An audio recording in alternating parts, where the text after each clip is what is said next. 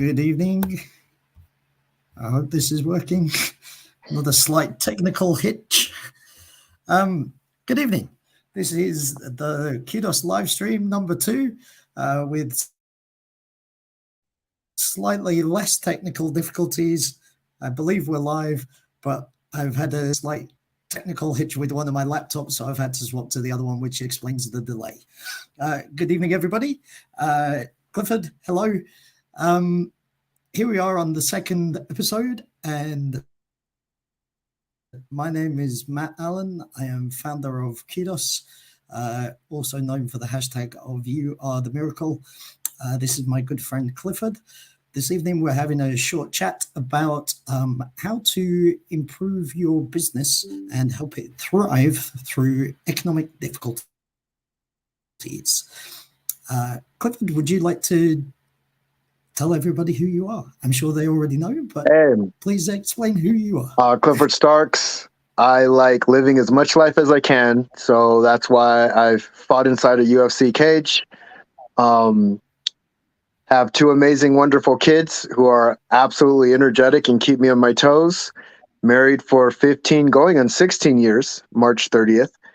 And now I'm here looking to build my own business and help other businesses do the same as they go through their process. Because the more I go through it, I realize just how much the principles and philosophies in fighting also apply to business.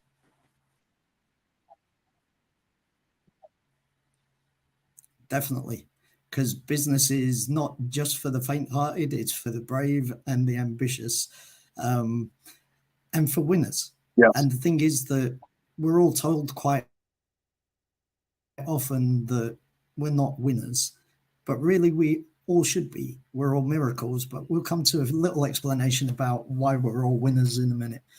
So there's a couple of matters of business that I wanted to get out of the way first of all. The first one is, again, my apologies. Second live stream didn't go according to plan. We're a few minutes late, but at least we got here.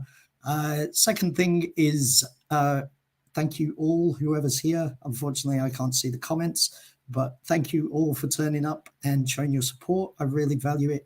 I'm sure most people I've already chatted to. Clifford's had the chat. Some of the other people who I'm sure will join us later have had the chat. If you don't know who I am and what I do, you need to have the chat. Is that not right? 100%. Good man. So there's a little thing that I wanted to just bring to everybody's attention this evening, just before we get into the subject matter. A very dear friend of mine who backs Kudos entirely and is very wonderful and giving friend, spends some time with me to help me to understand me as a person and also the aims of what I'm hoping to do. That lady is called Melanie Costas. Melanie runs a rural mental health place in the UK down in Dorset, which is in the southwest of England. Unfortunately, her service that's very important to the local community is in the process of being removed from its location. The lease or something like that has not gone through properly, and so she's unable to continue there. She's now looking for a new premises. So just as a matter of interest, if anybody can help with that, please either contact me straight afterwards or Melanie, if you know Melanie, and have a chat with her and find out if there's any way that anybody that you know or maybe yourself can help her. That would be wonderful. There'll be more information about that coming forwards over the next few days, maybe the next couple of weeks, as we try and help her to find somewhere new to locate to. Very important work and somebody that I back entirely myself. So I just wanted to cover that off because I was only aware of that earlier this evening. I spoke to Melanie earlier and said to her that I'd give her a shout out on the show, and hopefully we can get her some support. Nice. On with the show. Matt, so Marcus is saying, can I advise you to include him in the broadcast so the audience can see the chat? Because I know, okay. Yeah, they're under the comments. I see them commenting. Hey, Lydia. Good to see you. And Okay. Guler, I hope I'm not mispronouncing that. I apologize if I am. Goulet. It's how do I? Goulet. Galea? Yeah, Goulet. I was destroying it. Sorry about that. Sorry, I'm I about to destroyed it the destroy first another one. time Ambi that I met her. Ambumbola. I know I destroyed that one. It's nice to meet you and my Well boy done. Jason. So some of your names I'm destroying. I do apologize, uh, but it is nice to have you on, and I will get it right eventually when I get your names.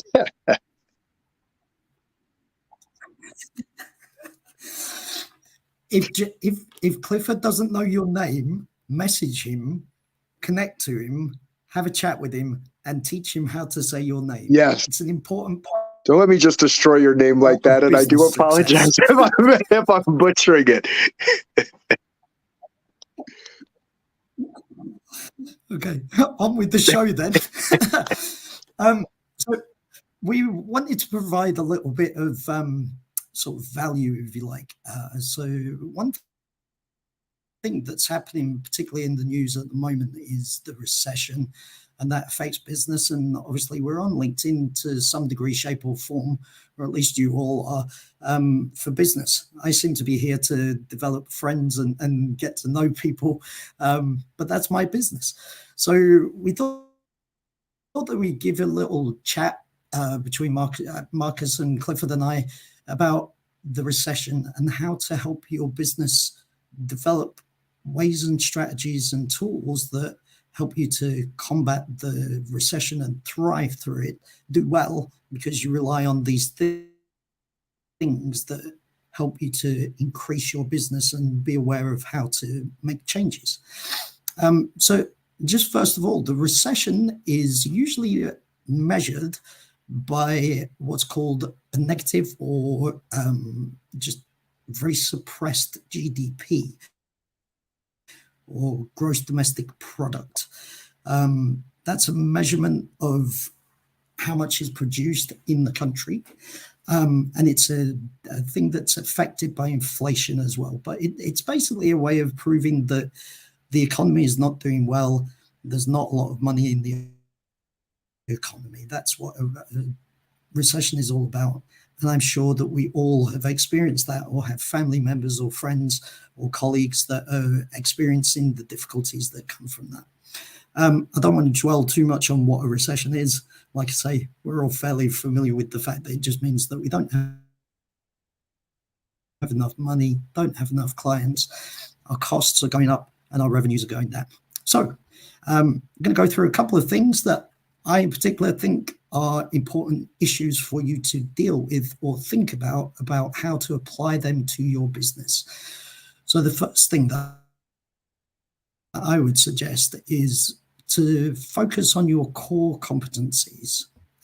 Core competencies is a different way of saying look at what you are successful at. Look at your business model and think to yourself, out of the 3, 7, 20 services that you offer, what are the core ones that you can really focus on to drive them as your successes during a recession? Because by knowing what you're successful at, by understanding what you're good at, what your best features of your products are, what your best USPs or unique selling points of your product are, you can understand what people are interested in, and therefore that is what they will be buying or finding more appealing during a time when they have less money. What about you, Clifford? What about core competencies, or did you want to think about a different thing? Yeah, no, I love that, and I'll say, so like I said, I bring up the combination of fighting and business. They're much the same. And I remember I had fractured ribs, and I'm going somewhere with this, but I had fractured ribs and I had to get inside of the cage. Now, if I would have been thinking about those ribs, I would have been done. Would have been a wrap. They would have seen the injury and they would have attacked the injury. But what I focused on was what I did have instead of what I didn't have. And it gave me the strength. I actually won that fight.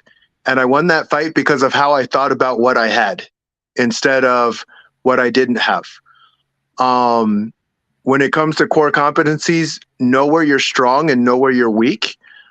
Just like David and Goliath, David knew he had the spiritual side on his back, and he also knew he had a slingshot that Goliath did not have. Goliath was slow, cumbersome. He had a lot of armor, and he was very, very strong. And if David would have fought him like he was a Goliath himself, he would have been slaughtered. But he didn't. He fought him strategically. And that's all you do in a recession is saying like, okay, what do I have? And what can I really, really press the gas on as well? Because when we press our gas and we do things that other people aren't doing, the opportunities increase for us. And it was a really interesting, I was reading a book on marketing and they talk about Girl Scout cookies. And they say a commodity can become a valuable thing depending on the time and the timing. When all the other Girl Scouts aren't selling cookies and you're the only Girl Scout selling the cookies, now all of a sudden it becomes a valuable commodity. So I was like, that's an interesting way of thinking about it. So just say like, okay, what is it that I do better or different, unique, unlike anybody else? And how do I present it as such? Yeah, exactly. Thank you, Clifford. So point number 2, the technical phrase for this, the economics textbook phrase, is divestment. Divestment, for people who aren't into economics, is basically you take things that are worth money or are costing you money and you get rid of them in a way that makes you some money and doesn't cost you any money any longer. So divestment, if you want to look at your cookie analogy, if you've got a trolley that you drag around one box of cookies on, that trolley is a thing that is an asset. An asset is something that you own within the company that's worth money that you may usually use. For instance, it may be convenient to drag your cookies around on your trolley, but in times of economic difficulties, it's an important thing to reduce our costs or to use divestment to be able to reduce the money that's invested into things that we could get some money back from. So sometimes people use company cars and they're not very efficient or they're not really necessary. It's just an added perk. We might have 3 offices and you might feel, well, if we close one of the offices and we restructure that a little bit, we can put all of our production lines within the 2 offices. We don't really need the 3. We could work from home now a little bit more because of COVID and things like that. Divestment is about looking at not just costs, but things that the company owns that are non-essential to delivering those core competencies, those successes, and really stripping those out and thinking about the best way forward to manage money, really, I guess. Yep. What about you, Clifford? You agree with that? Yeah, 100% agree with that. When you can, lean is adaptive. It can move faster. The reason some businesses don't end up doing as well as they would like is they just can't move fast enough, whether that be because of bureaucracy, the red tape that they're dealing with, or just going through the chains of command. And so as you lean out, you can be more effective and you can adapt faster and make the necessary adjustments so that you can do what you need to do. Like your business can become a gas guzzler, and the guzzler is the guzzler of money. And if you're guzzling all your money, that could be really, really bad, really, really fast. Now, if you're using your money and creating assets with that money, now you have a chance. Now you're still in the game. And when you're in the game, you figure out, you adapt, you do what's necessary. And who knows, you can use that money to make more money. Yeah, Exactly. It's about investing that money into something that's going to make you money, especially during a time of economic difficulty. So we'll move forward off of them. They're a bit technical. I don't really like those sort of things. You know me, everybody else here knows me. I like people. So let's talk people.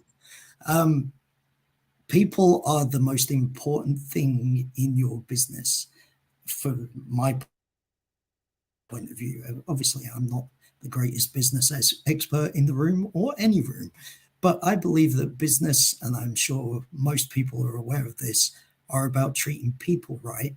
And when you treat people right, then your business will flourish. So there's a few things that I would recommend to do to look after your business during economic crisis in terms of people. Number one, focus on putting people first, not just yourself at the top of your business making the decisions. Those decisions are about what makes people happy, not about what makes you happy. Because by making people happy, you'll ultimately make you happy with a successful business that thrives. So another thing that I would say is that really you should ask your customers about your staff and ask your staff about your customers, especially during economic difficulties, because you need to understand what your customers want. And you as a business owner, if you deal with those people directly, yeah, sure, you might know what they want. But if you're set up in head office and your customers are in your shop 3 miles away or 30 miles away or 3,000 miles away, you might not know what they actually want or what they think of your shop or your website. It's called market research or exit data sometimes. Again, some of you know about this from my talk.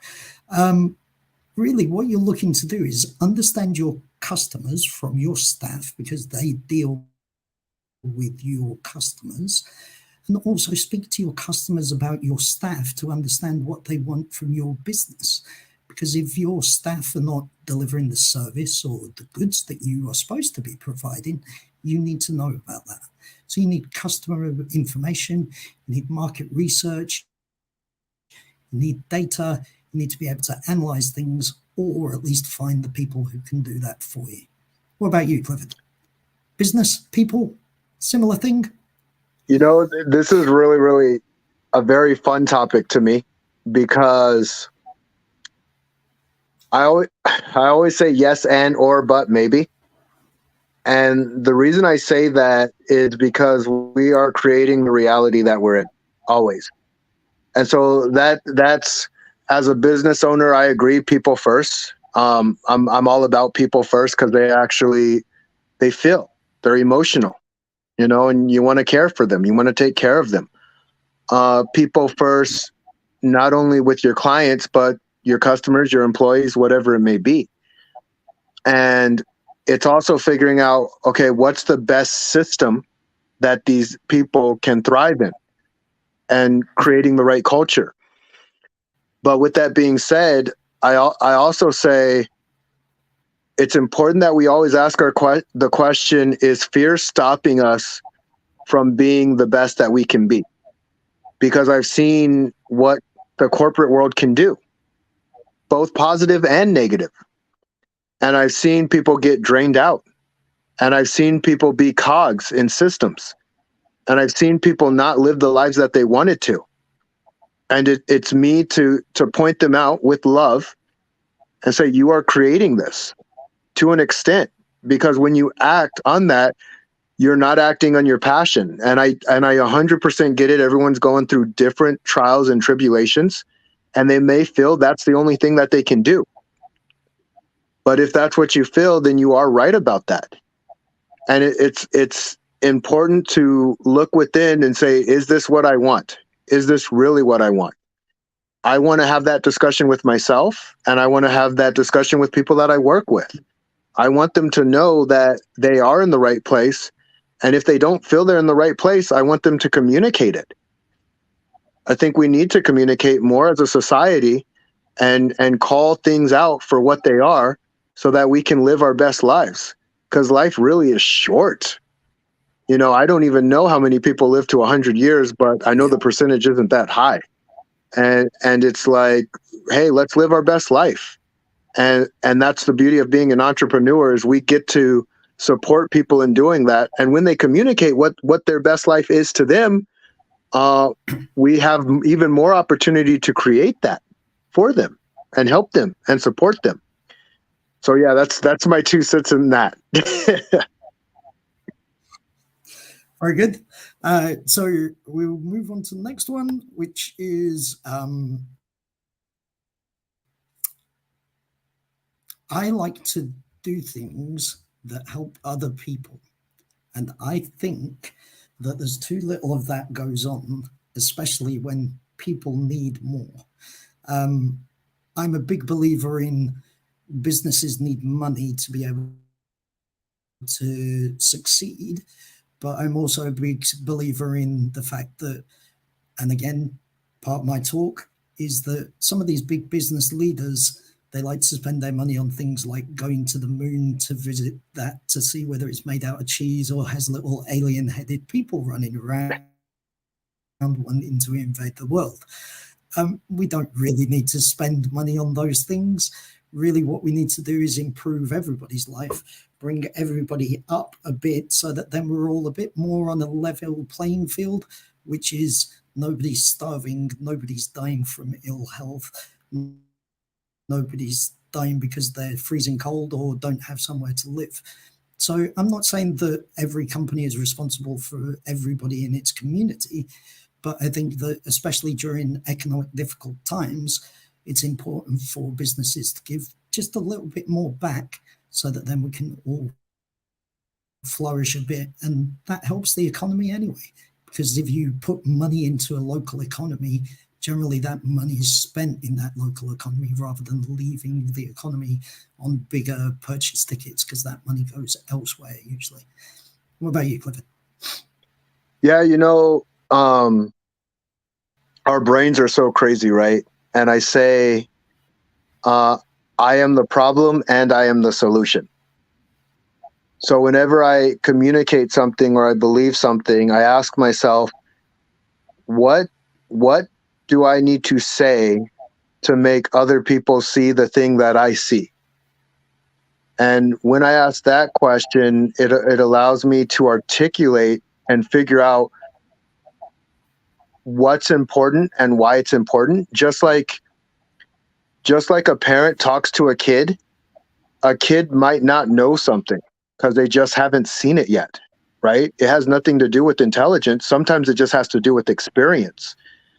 When people put their money to things that are not the most important per se, or should be on the hierarchy of the society, it's important for the right people to communicate why certain things are important in the society and how they're important and how they will change the culture of the society. So I'm always looking within, and I say I want to be the smartest person in the room and not the smartest person at the same time.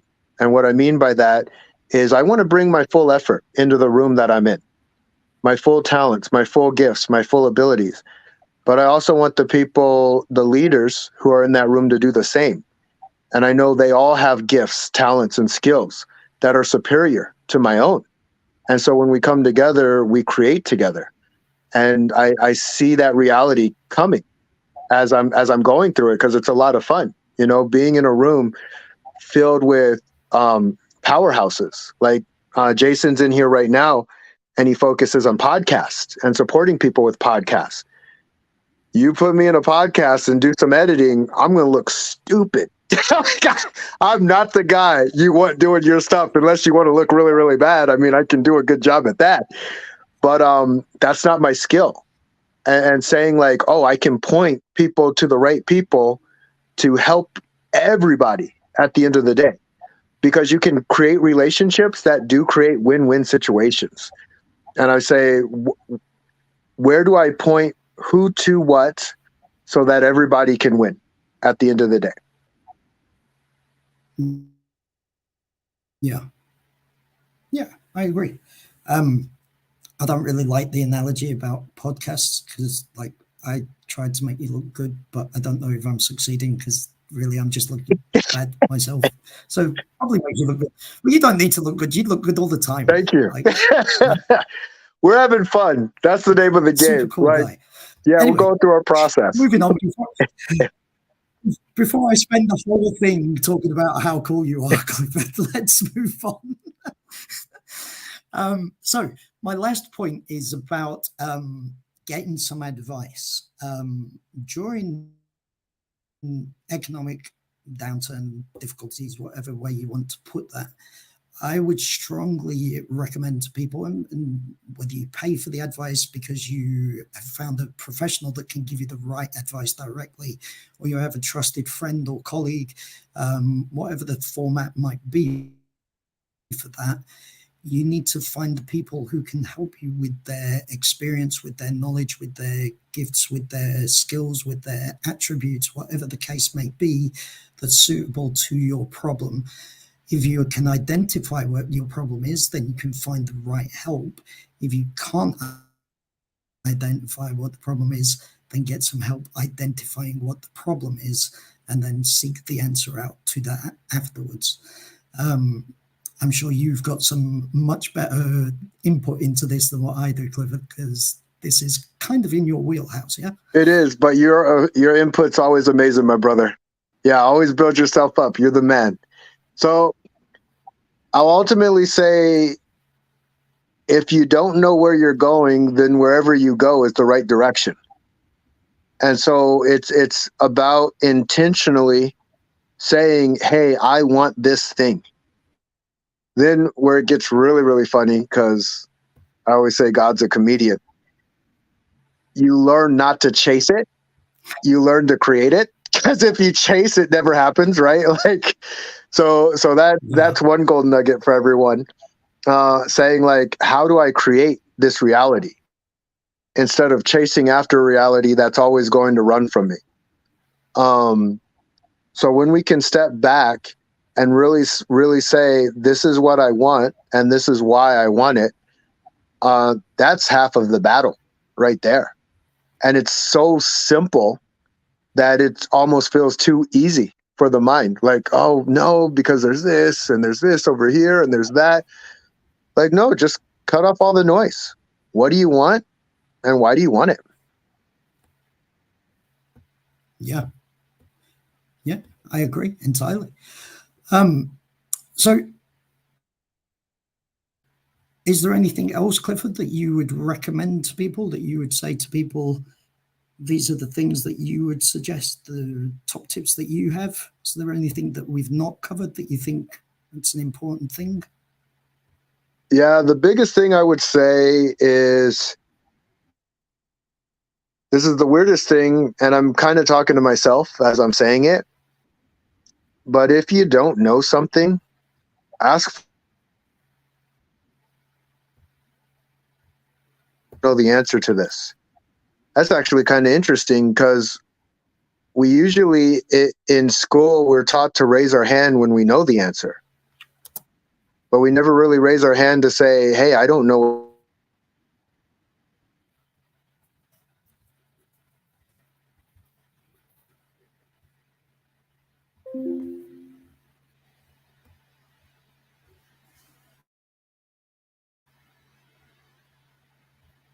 Be willing to step up and say, hey, what? How do I get it? How do I make it a reality? Yeah.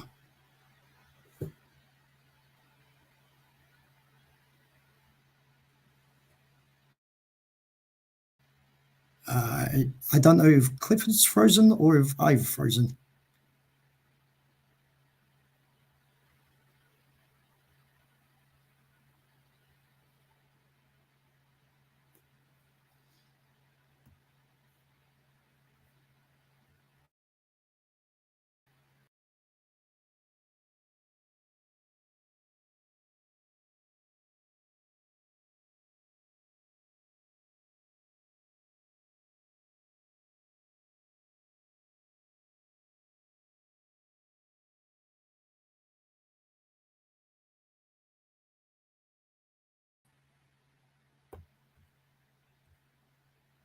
Still see me? Yeah, can you hear me? Yeah. I don't know. So I'm just going to take that as I was dropping such powerful golden nuggets that the bandwidth just couldn't handle it. It was too much. You just broke the internet, Clifford. Yes, yes. And it's okay if people agree or don't agree, that's all cool. As long as I agree in my head, it must mean it's right. I'll go to bed happy tonight. That's the one, my friend. That's the one. Good. It's the important thing. And the other important thing is that you wake up and wake up happy too. Yes. Okay. Yes. So I am hoping, because I've just put into Kudos Core and in the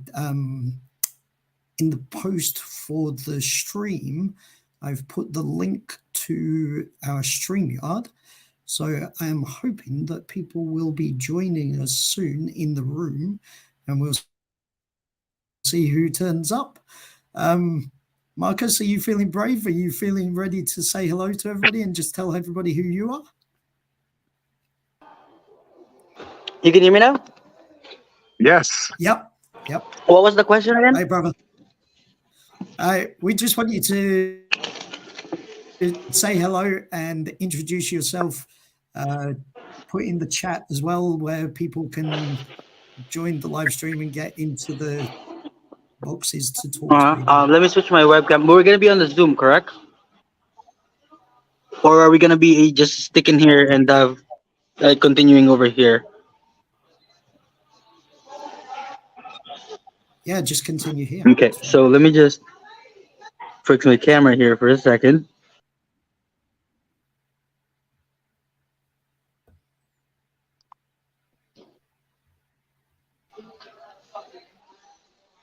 Okay, check my check. You were asking if I'm ready. Clifford should know I'm born ready. All right. So Born ready. here's what we're gonna do. For everyone, I hope I know most of people probably are here because of Matt and Clifford. But I ask maybe 10 more minutes of your time, and I promise you that you will get something out of value from this last 10 minutes of the call because I kind of like wanna give the overall strategy that anyone can apply in their business. And if you stick until the end, I will have I don't want to sound too. I don't want to sound someone who has a lot of money, but right. But I have a $500 value gift for you guys if you stay until the end. And I want you to grab a maybe a pen and paper real quick. Can we get one or like can we get a like maybe a thumbs up on the chat if that's something that we can do maybe? I see Jason's over here. I see a couple of names that's familiar. Who's still in the chat? I just want to see because. All right, perfect. Lydia, thank you. Look at that. We have a cheerleader over here.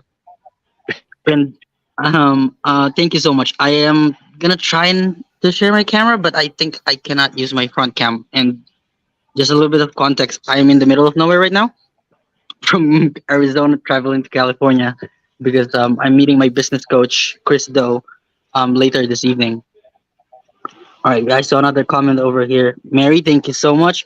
I hope Jason is here because this is actually something that I think Jason will be using a lot. So I want to bring in the title back where what do we have to do to survive, or is your business recession proof?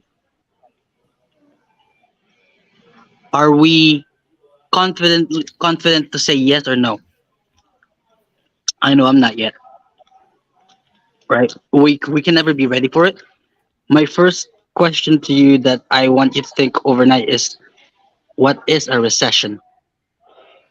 Right? Because we can't prevent something if we don't know what it is, or we can't cure something if we don't know what the problem is. But I'll let you do your research on that, and I would recommend Ray Dalio is a name you want to incorporate with that.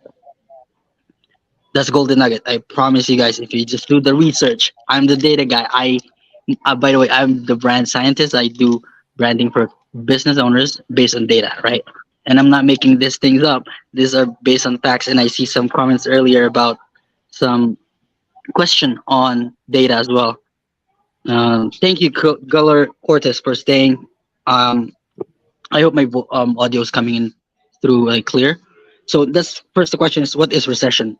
But really, what I'm going to do is I'm going to give you 5 steps that you should. I suggest, highly suggest you do on your business to see if you are ready for a recession, or at least minimize the risk of being affected by the recession if ever it happens now or in the near future. One thing you should question first on your business is, what is your runway?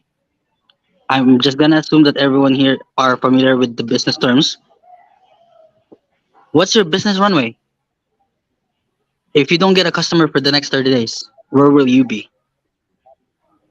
Because that runway is basically your lifespan. Like, that will give you a room, or at least will keep pressure on your chest that you need to do something to get either a client or maintain relationship, right? Now, after you see your runway, how short or how long it is gonna be the next action of how can you make that runway at least 7 months. Nothing more, nothing less. 7 months. If you have 7 months runway in your business, you're in a good place. Now, the next question you should ask is, how can I elongate it, if that's the word? How can I make sure that the runway gets longer? One is going back to the topic that these two people are really good at, connecting to people. Don't think about just getting new clients. Go back to your previous customers who you already serve, who already saw value in you. It doesn't hurt to ask them, hey, how's your business going? Is there something that we can do together to make sure that we, as a team, don't basically end up in the business graveyard, right? You're going to be teaming up with them. These are clients that's already putting money on your, who already put money in your business. It's, yes, I get it's selling, but you're giving them something in value in return. Make sure you do that. And next is, actually, Matt touched base on this earlier. Ask your employees, if you have employees, what is a pattern that they are noticing within the market? Unless you're that business owners who just basically reads every day about the market, then you probably have the better idea. If not, trust me, your employees and your customers knows more about your business than you do. That's a hard pill to swallow, because just because it's our business doesn't mean we know a lot the best for it, right? That's why we have business coaches like these two. So that's like the so one again is runway. Two is go back to your previous clients. Three is ask the internal team that you have. I'm trying to keep up with the comments as well. There we go. Is that a like graveyard kind of like a gravestone, right? So those the 3 steps. Number 4 I would say is do a analysis, like a gap analysis specifically on your business cost. What you're paying now, maybe there's a way to cut the cost, the overhead cost on the business. Every penny counts. If a recession hits, every penny counts. If you can get the cost lower, then that means you're putting that money that you're saving into the runway for your business. And then 5 is, this is one thing that I do a lot.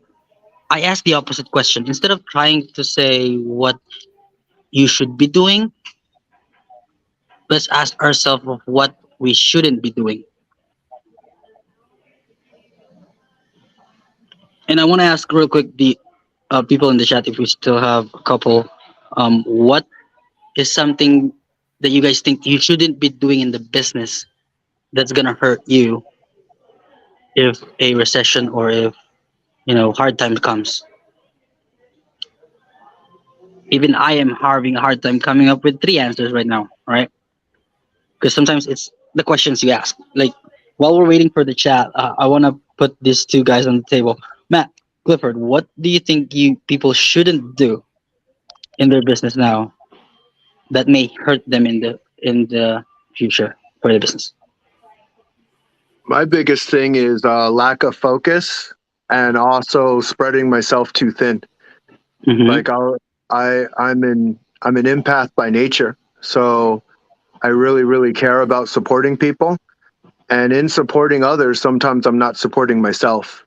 So I have to really think like, is this creating a win-win versus a win-lose? Man, Clifford just hit it right off the bat. But I want to hear Matt because that's where the whole kind of like juice is gonna be on. But Matt, I want to see what you think business owners shouldn't be doing. I would say that the first thing that you should not do is panic. Um, Always think about things on a level head. Always look for a solution rather than problem. Marcus, we were talking about this yesterday, I think it was, or maybe even today. It's been a long day for me. Um, I think that a lot of the time we look at the problems rather than looking at the solutions. Okay, And what people tend to do is get a little bit off topic and focusing on the small things that they think they'll make a difference. But if we look overall at what our business is about, the simpler truth is right in front of us. And sometimes that's the easier win in terms of finding the thing to not do. I agree. For every solution, they have That's a my problem. And there's people like yeah. that, right? And I agree. I could not agree with it. And also, I want to recognize the comment real quick. I am a living proof of expanding too fast. No, never. It's really crucial. Like I would say, scaling when you just feel like you need to is a no because I that is actually one of the reason my first venture as the photography business didn't go well is because I scaled too early. I scaled from Arizona, brought it to California because I felt like it. So I agree. Was the is that Lydia or Guller Cortis? I agree. Now I want to emphasize a little bit more on what Clifford said earlier. Is that spreading yourself too thin? And this may sound selfish to some when I say this. I don't take care of my customers or my employee first. I just don't. I take care of myself first so I can take care of them. Not in a selfish way, but if we don't take care of ourselves mentally, very crucial is mental health and really physically, we cannot take care of the people that we really want to take care of. That's one thing that I make sure that I have the capacity to take care of these people. And then last, I wanna yes, yes, stress is a killer. Overthinking, right? Or being stuck on the analysis paralysis. I learned the hard way not to do that, right? And there we go. Also, even Lydia said it, an opportunity to navigate. Yes, that's the last point I would say is don't be afraid to pivot your business. If it's not working, swallow that pill and pivot your business. Don't we all learn a lot of things the hard way though? Yes, 100%. Yeah, 100%. yeah. That's the beauty of it is you have to find the balance or it's how you and this is from my coach Christo himself is that if you change the story, you change your outcome. It's how you see things. Is it a half full glass or a half empty? Maybe it's just a glass of water, right? For me, I see most things binary, left and right. It's the law of a straight line. If there's a left side, there's a right side. Even if it's a dot, there's an inside and an outside. If there's a problem, there's a solution. That is how we grow is through pain. But if we embrace the pain, then we grow. But if we use the pain as an excuse, I don't even want to hear it. If I'm being honest, right? And Clifford, these two knows my story. I won't go into that. That's not the purpose of this podcast. But really, those strategy, I would say, you need to have confident or at least uh, a clear idea of where your business at is at within those four questions of what's your runway, what's your client or your future client may need, what does your employee feel, and take it from there really. And then now the I don't want to take too much of your time. Yeah, speak your words. Thank you. Um, really, this is like I want to see who because I'm gonna end this now. 45 minutes too long. I want to see who wants the $500 value gift. I think it's just gonna be Guller here.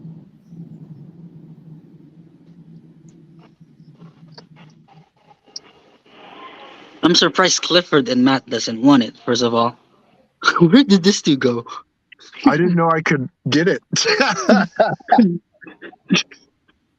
What $500 gift am I doing this? Because I don't know about it. So, here's the catch. Really, is I know that for some of us, like I one of the I think it was Matt or Clifford says it that you can be very good at one thing but not on the other, right? So I know that for some of us, we're not really familiar with how to look at things like numbers specifically. So what I want to do is I want to if you reach out to so you can give it away. See, no, that's a leader. You haven't even have it and you're willing to already give it. That's perfect. But here's the $500 value gift. If you reach out to Matt or Clifford, you just tell them, hey, I want that gift. They will basically connect you with me, and I will spend a minimum of an hour to do a gap analysis on your business. And we're gonna dig in deep into numbers. Not necessarily saying that there's something wrong with your business, but to see where you can grow. Nice. And again, it's an hour call. If I need that commitment at least from you, if you know if I'm gonna give that time, and if I don't give you value within that call, then yeah, you get the $500. So it's a win-win. That's just my little offer to kind of like make Clifford, sure that I make an impact within the community of people that I really do want to work with. That is it Clifford, for can me. you connect me to Marcus, please? I'd like to take that offer up. Absolutely. I don't know if I should be like humbled or I should be offended because have I not? Just kidding.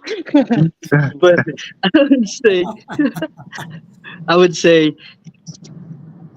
it's for mostly for the people that like who's like thinking that they're missing something, but just cannot pinpoint it. So like reach out to me, reach out to Clifford or Matt, and then we'll take it from there. I hope to actually see the same faces and names again next week. Hopefully, we'll come up with a topic. And if you guys have like a topic that you want to specifically talk about, let us know, and we'll try to do our research on that and give some not just our opinion, obviously, but just facts and actionable strategy that you guys can apply in the business. So Yeah, Love it. I'd like to just go back a little bit wait, what did you say? because when I was talking, one of my points was about I want to go back a little bit to what one of my points was about identifying what your problem is and then asking an expert. And if you don't understand what the problem is in your business, but you know there's a problem, then find somebody who can do that for you. And what you're offering there is the answer to that problem, which is what is the problem with my business? I don't quite catch what it is. I can't really tangibly touch what that problem is, but I need somebody to be able to identify that I and help me agree. to understand and maybe even give me the solution to that problem. Yeah, Yeah, that's what gap I analysis is, totally and agree. that's what you're offering to do for somebody. It's because like sometimes, and I'm speaking off of my own experience. Like so, just to give you guys a little more of what I do is I help creative businesses owners make 110 annual net revenue or annual net. pass. If you're stuck on that glass ceiling, that's what I do is make you more than what you're making if it's 110 on an annual basis. But one thing that I learned, again, personal experience working with creatives, is that what you think the problem in your business is, it's not it. 98% of the Yeah. time, it's not it. Even if it is, you need to quantify that Yes. that is the If you're asking the wrong question, you'll get the sometimes wrong you have answer. an But yeah, intuition as to that might be, yeah. It's quite an interesting subject, and it's quite informative to be able to do that sort of process with somebody and somebody who understands it, like you, Marcus. contracts Yeah, keep I friends. fully back. Anybody wants to contact me, I can put you in touch with. Yeah. Okay. I don't understand why there's no boxes at the bottom of my screen for me to put anybody in the chat to say hello. Can you see anybody, Marcus, Not or on my end. is it just that that's not happened, or nobody wants to talk to anybody? I don't believe nobody wants to come and talk Well, I Hey, to my mean, us. brothers, I do have to get going just because I have another appointment coming up. But Yeah. I'm going to end Okay. with keep shining bright, keep doing great things. And for everybody that showed up, I appreciate you. Thank you for giving me your attention. And I hope I served and gave you the value that you wanted. oh, well, that's the best closer we got. I think we can end it there. Thank you again so much, guys. All right. Have a good one, guys. Take care. Take care. Bye.